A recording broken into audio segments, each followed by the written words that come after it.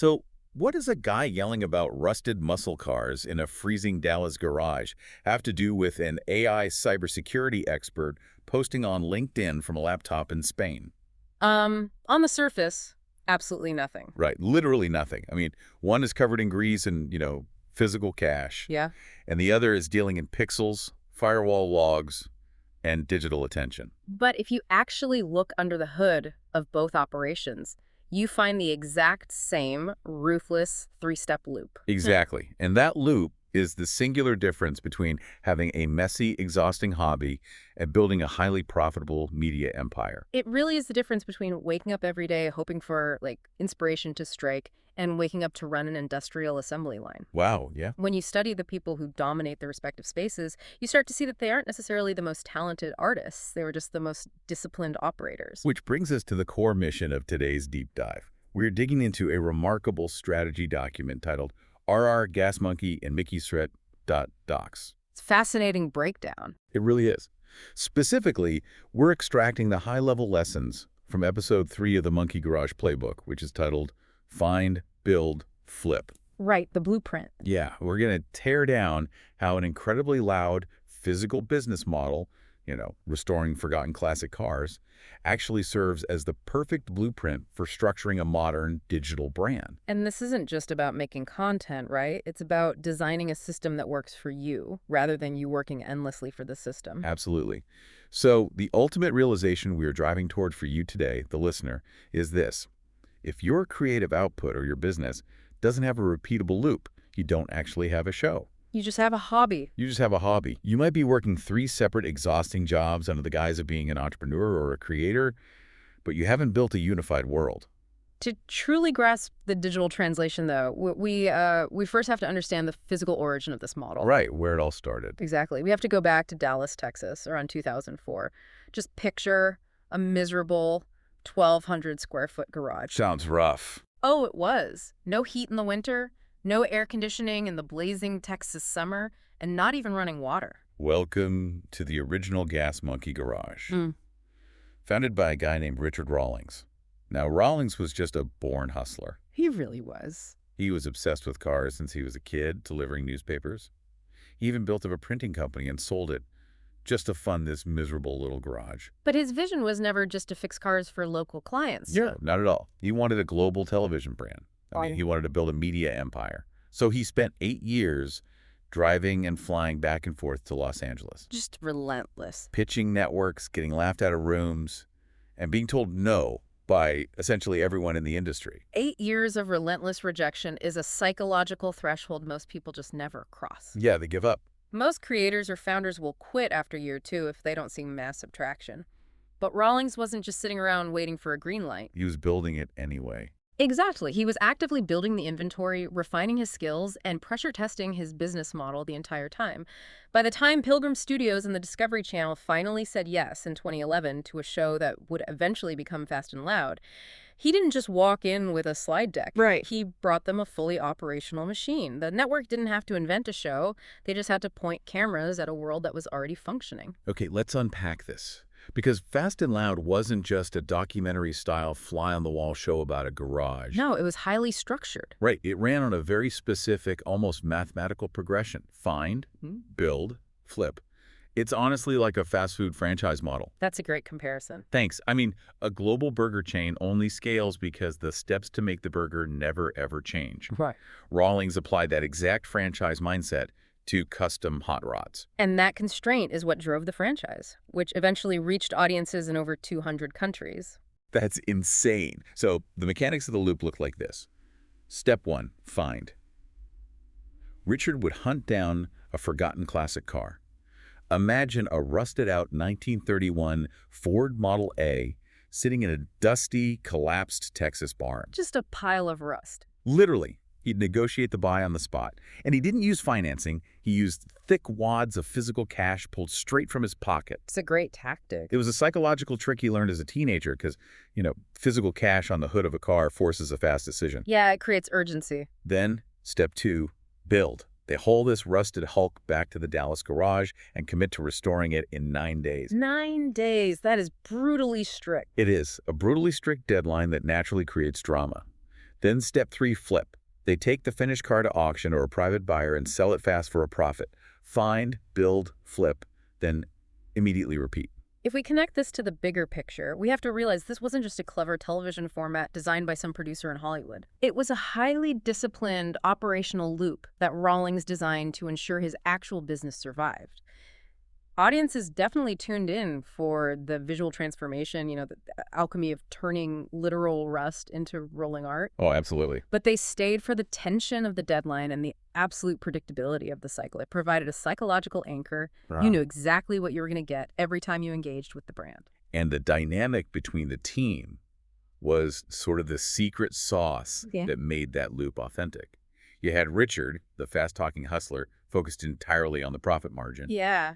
And then you had Aaron Kaufman, the quiet, brilliant master mechanic. Aaron was the crucial filter in the system. Exactly. I mean, Aaron was the conscience of the operation. Yeah. Richard would find some absolute disaster of a chassis, just completely blinded by the potential profit. Right. Seeing dollar signs. Right. And Aaron would be the one to look at it and say, Richard, the frame is bent. It's too far gone. Without Aaron, the show was literally just a guy yelling about money. Yeah, you need that balance. With him, you have genuine narrative tension. One hunts, the other filters. It creates a necessary friction that makes the end product incredibly high quality. Predictability in the process scales the business, but that internal friction is what maintains the artistic integrity. But how does a messy physical car restoration translate to a digital creator sitting at a laptop in Spain?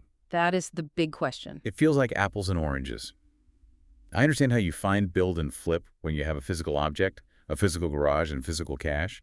But how on earth do you apply that loop when your raw materials are just pixels, audio files, and lines of code? Well, that is the exact hurdle addressed in our source document, and it's solved by a digital creator named Mickey Start. Okay, Mickey. Yeah, Mickey operates out of San Sebastián de los Reyes in Spain. He is a photographer, a videographer, a DJ, and fundamentally the architect of a sprawling digital brand ecosystem. A bit of a Renaissance man. Exactly. He looked at Rawlings' physical playbook and realized it maps perfectly onto digital creation.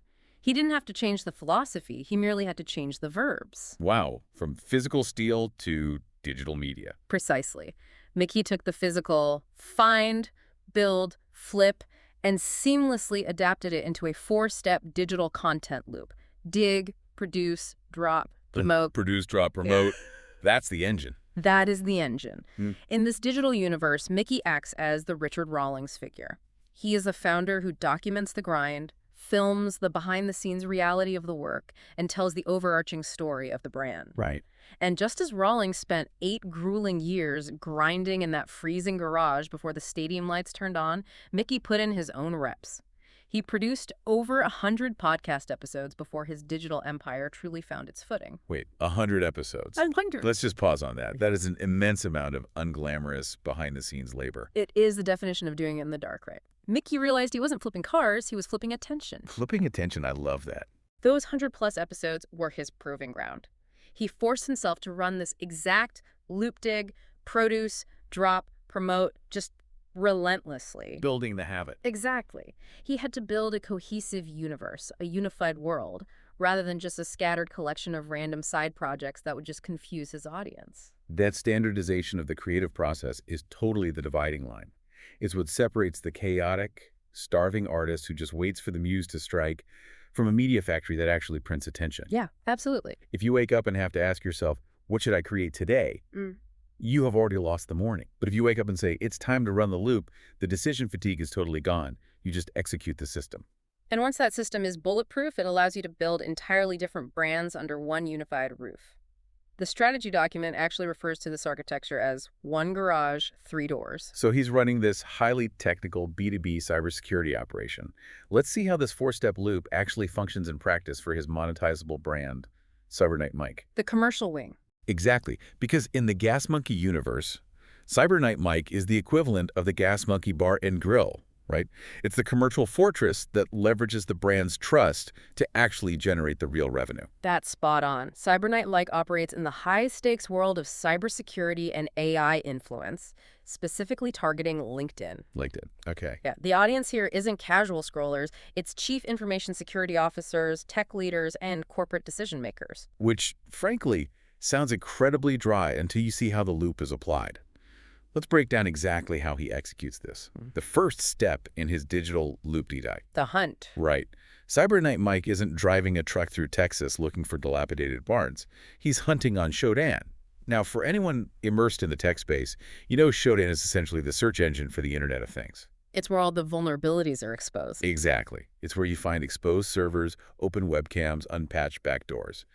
He spends maybe 2 minutes digging and uncovers an open, highly vulnerable remote desktop protocol, or like a glaring AI misconfiguration. That vulnerable server is his raw material. It is the exact starting point of his assembly line. Here's where it gets really interesting.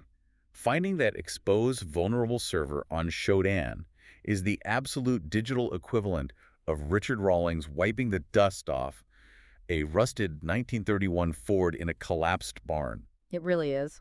Both of them are neglected, both represent a massive liability in their current state, and both are just raw materials baking for a transformation. The parallel is flawless. Once the raw material is sourced, he immediately moves to step 2, produce. Right, the build phase. Yes, but instead of spending 9 days sweating in a physical garage with a team of mechanics, Cyberknight Mike leverages his expertise to build a 3-step armor solution for that specific vulnerability in about 60 seconds. Now, I have to push back slightly on the timeline here. You say he produces this armor solution in 60 seconds, which honestly sounds like a magic trick. It sounds fast, I know. Right, but let's be real. He can only execute a fix in 60 seconds because he has spent a decade mastering the underlying architecture. He is essentially acting as his own Aaron Kaufman. The execution is fast, but the prerequisite knowledge is incredibly deep. That is a vital distinction. The loop is fast because the expertise is profound. He filters out the noise and focuses only on the tactical fix. Which brings us to step 3, drop. The release. He takes this highly technical breakdown and posts it on LinkedIn, but he completely avoids the cliche, boring corporate content strategy. Oh, thank goodness. Right. He isn't posting listicles like 5 AI threats you must know in 2026. Tech leaders are completely blind to that kind of fluff. Instead, he drops a real, visceral, tactical transformation. Which sets up step 4, perfectly promote. He shows the audience the final result of the transformation. The attack surface is completely closed. The problem is solved. Yep. The cost to the company to fix it, $0. The time it took, 20 minutes. Dig, produce, drop, promote. He runs that exact cycle every single time. And the psychology behind why this works so effectively for a B2B audience is just fascinating. I can imagine. Corporate tech leaders are exhausted by consultants who just talk in theory. When they watch Cyberknight Mike, they are buying into this knight in armor aesthetic. It's very visual. Yes, they are witnessing a real threat being discovered and neutralized in real time over and over again. It proves absolute competence without him ever having to brag about his credentials. It's the ultimate show, don't tell strategy. Yeah. It completely bypasses the traditional corporate marketing filter because it provides immediate, undeniable value. Exactly. But, competence alone doesn't build a cult following. A true digital empire needs more than just a slick LinkedIn strategy. It needs a soul. A vibe. Yeah. It needs a distinct visual and auditory world to pull people in and make them feel something. Gas Monkey wasn't just a garage. It was a lifestyle. So how do you extract a lifestyle from fixing firewall vulnerabilities? Well, you do it through the third door of the garage. You build a parallel brand that powers the emotional resonance of the entire operation. For Mickey, that emotional engine is his industrial techno alias, Schmidtstall. I love this pivot. Let's run the exact same 4-step loop, but apply it to Schmidtstall. Step 1, dig. Right. What's the raw material? What is the raw material for an industrial techno track? Well, he digs up a raw audio sample from a real physical factory floor, or maybe the relentless hum of a massive server room. Perfect. Then step 2, produce. He takes that raw sound and builds a driving, uncompromising industrial techno loop set exactly at 150 BPM. And we really need to highlight that that specific tempo is not a random artistic choice. No. No, 150 beats per minute is the exact rhythmic equivalent of a DDoS attack, a distributed denial of service attack, relentlessly flooding a server log. Oh, wow. That is so specific. When a network is under attack, it is frantic, overwhelming pressure. 150 BPM physically induces that same elevated heart rate and sense of adrenaline in the human body. It is the literal sound of digital pressure. That is brilliant. Then step 3, droppy. He He releases the track on Spotify under the Schmidt-Stahl moniker. Uh, Step 4, promote. And this is the absolute magic trick of the entire ecosystem. it really is. He uses that exact 150 BPM industrial techno track as the underlying soundtrack for his Cybernight Mike LinkedIn videos. He is unifying distinct brands through an auditory signature. But hold on, let's look at this critically. Doesn't forcing a hard 150 BPM Berlin-style techno track to act as the background music for a B2B LinkedIn post about server vulnerabilities, like completely ruin the underground purity of Schmidt-Stahl? Oh, I'd think so, right? Yeah, I mean, are corporate chief information officers really the target demographic for heavy industrial club music? It seems like a massive disconnect. What's fascinating here is that this unexpected cross-pollination is the absolute genius of the entire model. Think back to Rawlings. He didn't just sell rebuilt carburetors. Right, he sold a lifestyle. He sold an attitude. He sold a rebellious, fast-living lifestyle. Mickey is doing the exact same thing in the digital space. Emerging the worlds. Yeah, he's building a unified world where a corporate CSO dealing with catastrophic AI threats in a boardroom and a 3 a.m. raver sweating in a dark club are actually sharing the exact same aesthetic. The steel gray, the hazard yellow, the rigid monospaced fonts. It's an entire vibe. When a tech leader scrolls past a Cyber Night Mike video on LinkedIn, the 150 BPM soundtrack doesn't feel out of place to them. It feels urgent. It matches the stakes. Exactly. It feels like the high-stakes, high-stress environment they operate in every single day. Schmidt-Stahl provides the emotional weight, the soul, that makes Cyber Night Mike completely stand out in a sea of boring, sterile corporate consultants. It elevates it. It elevates it from a tutorial to an experience. It's not just background music. It's the auditory branding of digital armor. It all clicks together perfectly. It's one universe with 3 distinct entrances. You have Mickey Sloat as the founder, documenting the journey and building the infrastructure. Yep. Schmidt-Stahl is the raw, uncompromising artistic soul that sets the tone. And Cyber Night Mike is the commercial fortress that provides the tangible value and monetizes the entire operation. It is a direct one-to-one mapping.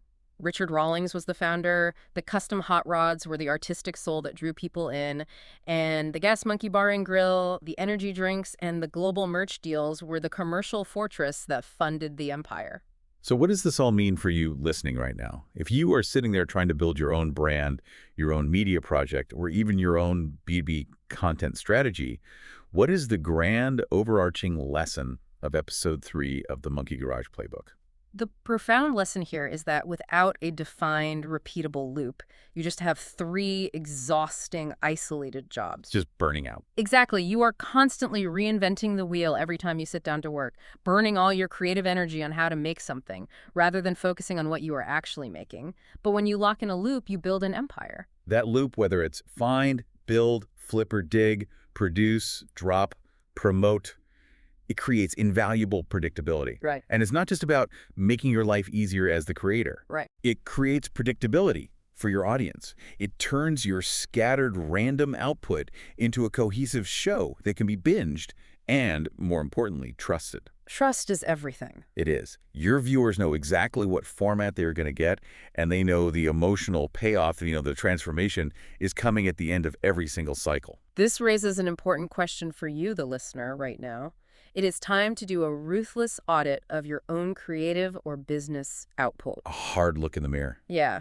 Are you just posting randomly whenever you feel like it? Are you hoping a bolt of inspiration strikes every morning? Or are you operating a strict, predictable progression that your audience can easily latch onto and look forward to? You have to take that freezing cold, 1,200 square foot Dallas garage mindset and connect it to wherever you are working from right now.